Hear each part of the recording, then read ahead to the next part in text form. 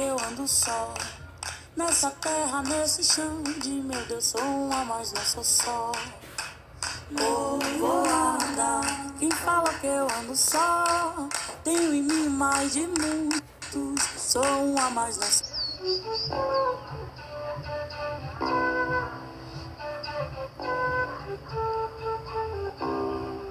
Democracia é o direito que eu tenho de chegar, colocar o meu pensamento, certo ou errado, mas eu vou falar, ter direito de falar, muitas vezes ter direito de ser escutada. Isso para mim é democracia. Dentro da política, a gente também tem que ser democrático, né? Tem que estar lá participando, como eu já havia dito, participando das tomadas de decisão ali dentro. Como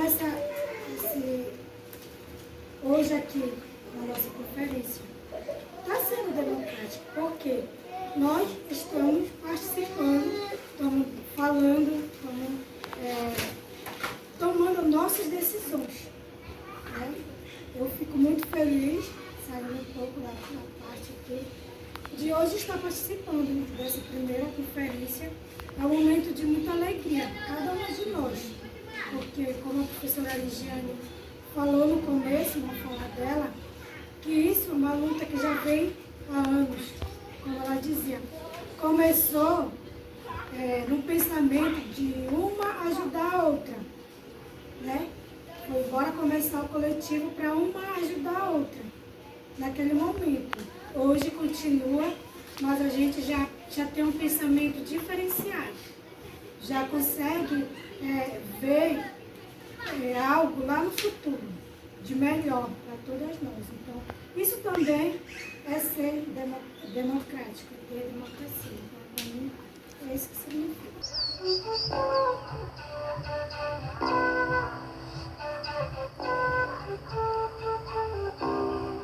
Eu votei em um homem, sendo que tinha várias mulheres concorrendo à eleição.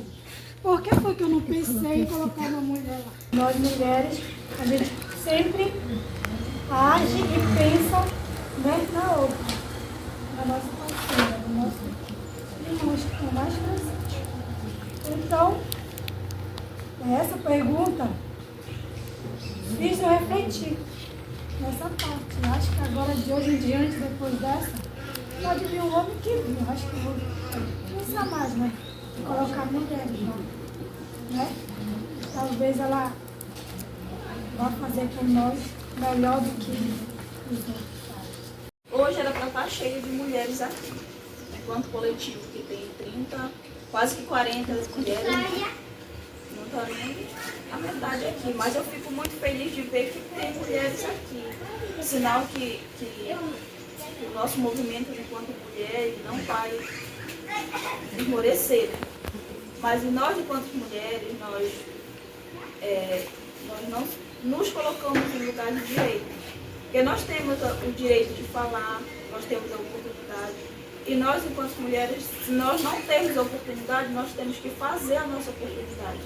Porque nós não se colocamos nesse lugar, se não é para mim, eles que decidem por nós. Enquanto que quando a gente deixa o outro decidir por a gente está abafando a nossa voz, nós não deixamos a nossa voz ser ouvida. Já não querem nos ouvir. E nós se calando mais, aí não nos ouvir mesmo. Que serve de reflexão para nós enquanto mulheres.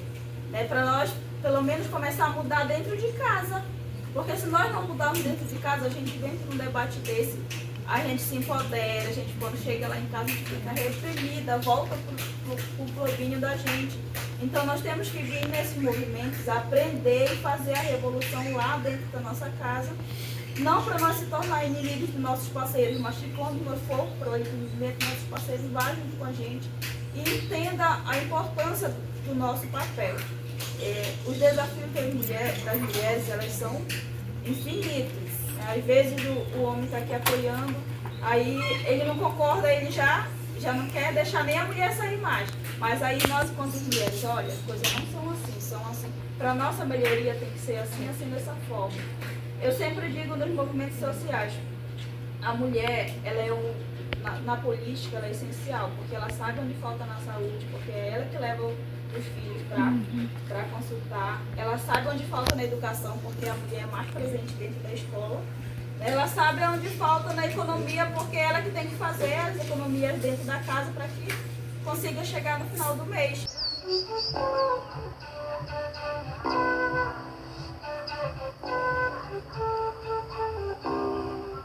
Um assunto muito delicado, né? Toda vez que fala assim do meio ambiente, que parte para o rio, eu lembro de uma fala do tio João Caldo, eu nunca esqueço, eu acho que alguns de vocês já ouviram falar, e na escola eu sempre, quando o tema é meio ambiente, eu coloco para meus alunos. Dentro da igreja, o tio João Caldo falava uma vez. Eu lembro como se fosse hoje, parece que eu estou vendo ele ali no altar falando isso. Ele dizia assim, que se nós não cuidarmos do nosso meio ambiente, continuarmos jogando sacola, garrafa, essas coisas, né, como a Nalva já disse, daqui a uns 10 anos esse rio vai secar, ele falou. Quando ele falou isso, eu fiquei assim, sabe, eu falei isso, tá doido, né? Onde já que esse rio vai secar com 10 anos? Né? Isso que passou na minha mente naquele momento. E sem mentira nenhuma, em menos de 10 anos aconteceu. Esse nosso rio é que todos vocês conhecem melhor do que eu. Mas eu sempre coloco para os meus alunos aí a questão dessa parte aqui do porto, da tia Cecília para lá, para o nosso porto, como é. E se tinha uma faca apontada que encontrava, joga ali, porque não vai furar ninguém. Se quebrava um vidro, joga ali, porque não vai furar ninguém. Né? Então, a gente já começava a poluição do rio por aí, fazendo isso. E hoje dá para passar de um lado para o outro. Agora ainda não, eu acho. Eu acho. Ainda não, mas eu já ouvi. É porque tu não tentou, né?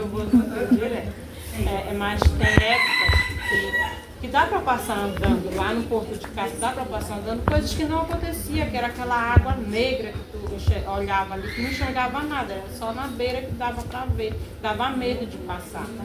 Então, não passou os 10 anos para começar o processo da seca do rio. E aí com isso aí vem a estrada, aí as melhorias vêm, mas também vem as dificuldades, né, o resultado negativo.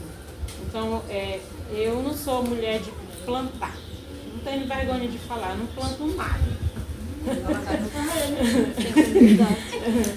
Mas no que eu posso fazer de orientar, eu faço. Né? Por exemplo, na escola, hoje estou na escola, eu faço as minhas orientações para os meus alunos, eu coloco eles para ver a realidade. Nós já fizemos aqui uma caminhada esse ano para eles verem. Então, eu fui questionada por um aluno por conta de tanto lixo que tem aqui que naquele dia tinha aqui na vila. Eu disse para ele, porque quando tu vem, tu compra o esquilho ali na casa da Deus, eu até falei que eles compram, né, direto lá, e tu come, tu não joga aqui no lixeiro. Se tu não tiver dentro da sala de aula, tu joga aí na rua. Aí os outros que moram aqui na vila fazem a mesma coisa, e aí esse lixo vai acumulando. Se cada um de nós fazer a nossa parte de comer uma balinha e guardar o nosso lixo e jogar dentro do lixeiro para ter o destino final, que aqui para nós é queimar, aí a gente vai melhorar. Mas se a gente não fazer isso, nós vamos cada vez mais piorar. Então a gente só fez a caminhada, a gente não tirou o lixo. Né? Na visão dele, nós teríamos que tirar o lixo, mas naquele momento não era para isso, a gente não se programou para tirar, porque estava muito cerrado, naquele dia não tinha como fazer essa limpeza. Mas se a gente fosse tirar, era a quantidade de sacola, não era outra coisa, sacola, aqui na frente da escola, garrafas, que as pessoas bebem como se aí fosse o bar e deixam aí cheio de, às vezes até quebrado aí, que é complicado. Então são muitas coisas que vêm fazer a gente refletir a questão do meio ambiente, essas grandes queimadas. O que é que a gente pode fazer? Coitadas de nós mulheres, né? Fazer isso, estar no movimento pedindo ajuda, porque a gente não pode fazer nada sozinho. Como eu falei, eu não tenho esse hábito de plantar. Na minha casa tem umas plantas lá, o Linha fala, porque elas são resistentes, que eu plantei uma vez, elas resistiram, que é aquela, não sei como é o nome dela lá, resistir o sol, resistir a chuva, tudo. Por isso que elas estão lá. Se elas não fossem por mim. Aí eu tenho uma que eu comprei lá na feira. Acho que ela lembra, que ela viu quando eu comprei. Né? Já deu uma flor. Ela não é de sol, não pode pegar muito sol e nem de muita água. Aí eu já falo, por isso que ela resiste. Porque de 3 em 3 dias eu lembro de jogar um pouco de água nela lá, né? Mas assim, eu não sou de plantar, mas eu tenho a minha missão de orientar, né? Orientar aqueles que estão ao meu redor. Hoje, a gente já ouve cantar dos pássaros de manhã lá em casa. Há um tempão que não ouvia. Então, hoje, eu falei assim, acho que derrubaram tudo ao nosso redor e eles vieram para cá. Aí eu brigo com o Enzo, ele tem um balador lá, olha, não é para ir balar no meu quintal, pode deixar meus pássaros lá, eu falo para ele. Brincando, mas eu falo a verdade, porque ele não, se ficar balando, vai embora. Então deixa eu ficar lá, de manhã é tão bom a gente ouvir. Mas muitas coisas, como a Nalva disse, nossos filhos não verão. Muitas plantas, muitos pássaros, como essa planta derribada. E o que é que a gente pode fazer? Gritar por socorro, né? A única coisa. Se alguém vai nos ouvir, sabe? Mas a gente faz enquanto mulher, é isso. Muito bem. Lá em casa a gente tem um hábito de plantar, igual a mão. A gente, aqui, tem um pé de egeliceiro, lá atrás. Então, acho que vai ser bichinho aqui. Mas é um cuidado que o papai tinha com esse pezinho de egeliceiro. Lá pro centro, a gente já conseguiu plantar várias árvores. Quem for lá em casa, lá no centro da mamãe, vai ver. São muitas árvores que o papai vai vendo. A Fátima vai vendo a planta que ela vê assim, ela vai e leva uma semente, ela planta. A gente não tinha xizeiro. Ela já conseguiu, acho, umas 4 ou 5 árvores. E ela mesma faz, né? A mudinha dela, ela vai jogando a semente, nasce, e ela faz só mudar de um lugar para o outro. A cezeira, então, lá tem muito cezeiro. Esqueci o nome da planta que o papai fala. Ipê. Tem muita árvore de ipê. Vai caindo, vai nascendo, né? Aí o papai vai mudando de lugar. Mudando. Tanto que até lá na boca do nosso ramal, a mamãe plantou 4 árvores. Tá lá, elas estão bem pequenas. Assim. Quando a máquina veio, aí bandalhou uma, ela foi plantou outra. Não sei se vai quebrar. Então, é uma forma da gente proteger o meio ambiente, porque hoje em dia, como a Nalva disse, as pessoas hoje estão pensando mais no dinheiro, no financeiro, mas não pensam que no futuro a gente vai sofrer mais. Dói na gente de falar, porque é uma coisa que eu tenho uma filha. Minha filha está com 12 anos. O que eu conheci, ela não vai conhecer. De animal, né? De frutos que existia, que agora não tem, a gente não tem mais. Eu conheci a semente do acatu, mas a minha filha não vai conhecer, porque as árvores de acatu que tinha, provavelmente já cortaram para venda, para vender, para outras coisas. Então, antigamente, quando a gente ia lá pro Ney Braga, que nem era do Ney ainda, do irmão dele, a gente passava no caminho, tinha muita árvore, fruta de acatu jogada, papai trazia. Mas aí ele nunca lembrou de plantar, porque ele trazia só para fazer remédio. Não lembrava que se ele plantasse, hoje ia ter. E os nossos filhos não têm.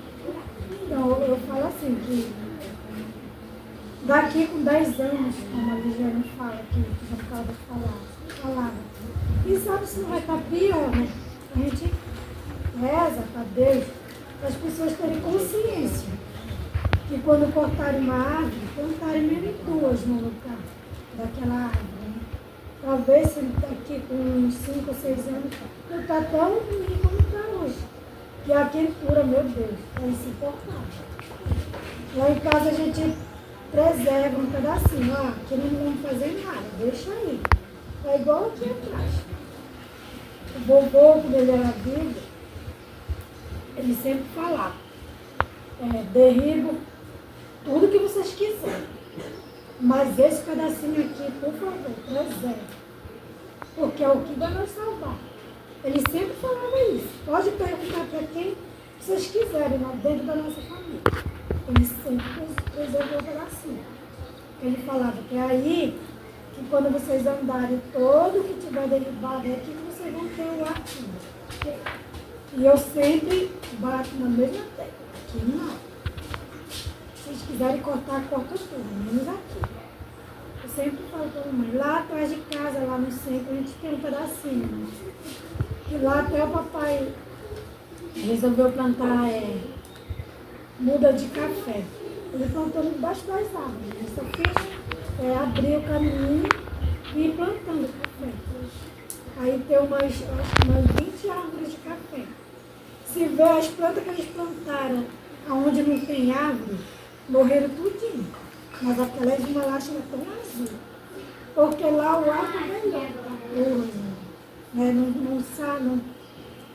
A quentura não entra lá, porque é bem fechado. Então é isso que a gente tem que fazer, preservar o máximo que a gente puder. Hoje em dia a cota da palha do majazeiro, eu não sei lá para vocês, se ainda tem. Mas aqui é uma cotadeira de árvore de najá, que meu Deus do céu. Eu falo assim para a mamãe, eu sempre falo. Eu gosto muito de comer caça do mato. Mas eu falo, se eles forem cortando na jazeira, o que vai ficar para os bichos? Eles já estão tentando vir de onde está sendo desmatado. O pouco pedacinho que tem aqui no nosso quilômetro, se a gente continuar fazendo o que está fazendo, para onde eles vão? Né? Que eles vêm atrás da alimentação para eles. A gente teve no Catu, e aí a Ana Cleide falava, né, sobre o tanto de manga que tinha dado esse ano. E aí eu falei assim, mas é verdade o que a Cleide falou lá. Eu deixei, passou de lá e eu vim com aquele negócio na minha mente. Ela falava da abelha, né? Que deu muita manga porque as abelhas que estavam lá na mata foram cortadas a mata para lá, elas se mudaram para onde tinha um pouquinho de mata. E é a realidade. Até o açaí lá em casa, no nosso centro, ano passado deu pouco, porque não tinha abelha. Esse ano eu não consigo ir no açaizeiro, lá no açaizado da Fátima, porque barulho de abelha para todo lado. Como eu tenho alergia, lá eu não vou, porque eu morro de medo de enfermada. E é isso, se a gente for parar para pensar, o que a Ana Cleide dizia lá é a verdade. As abelhas, os insetos estão vindo da onde está sendo destruído para onde dá tempo lá em cima. Então, o que a gente puder fazer para preservar o meio ambiente, nós estamos no momento de fazer isso, né? Então é isso.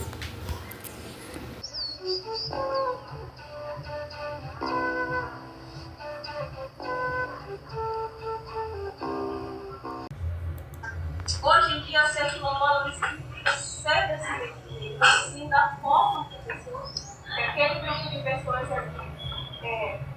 trabalham. Então, eles são consultados para diminuir aquele impacto de que remanescente era resto, que remanescente era sobra, que remanescente era coisa que não prestava, e colocaram a comunidade na frente. Por isso que hoje nós estamos em comunidade remanescente. Primeiro comunidade, depois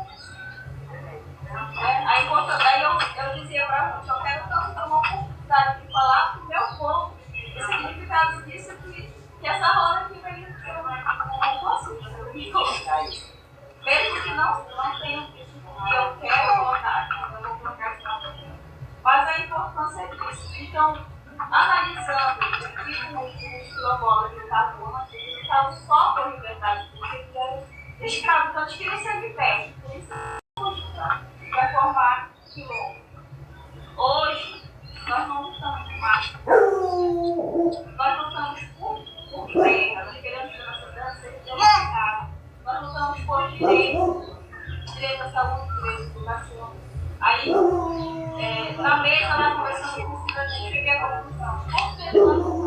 nosso meio. Porque nós não temos mais para onde.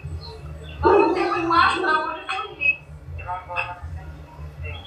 Nós não temos mais para onde fugir, né? Aí nós pensamos, se nós tirarmos daqui da vontade, vamos fazer o quê? Porque antes, né, os quilombos sempre mudavam de lugar, né? Eles não eram que sempre mudavam de lugar. Eles ficavam fugindo, aí quando encontravam eles, já fugiam para outro lugar. E nós tínhamos passado o dia aqui com fugir. Porque eles faziam espiões, nós ficamos, não por liberdade, nós ficamos por vergonhice de nosso Deus. É a pergunta: quais a justiça mais te revolta? A revolta é tudo que quer nos tirar o que nós. Mas nós temos mais de pessoas que querem nos tirar isso. Nós já temos pouco. Aí querem tirar a única coisa que nós temos, que é o nosso território, e isso é revoltante. Porque eles têm muito. Antes, eles compravam um lote de terra, aí como são boas na hora de matar, não tinha filho, nas planilhas eles tinham comprado várias. Aí quando eles iam demarcar, por isso que eles compravam a terra do outro. Porque por documento, era os propósitos que estavam dentro da terra deles, não eles dentro da terra. Eles compravam um e registravam para eles. Nós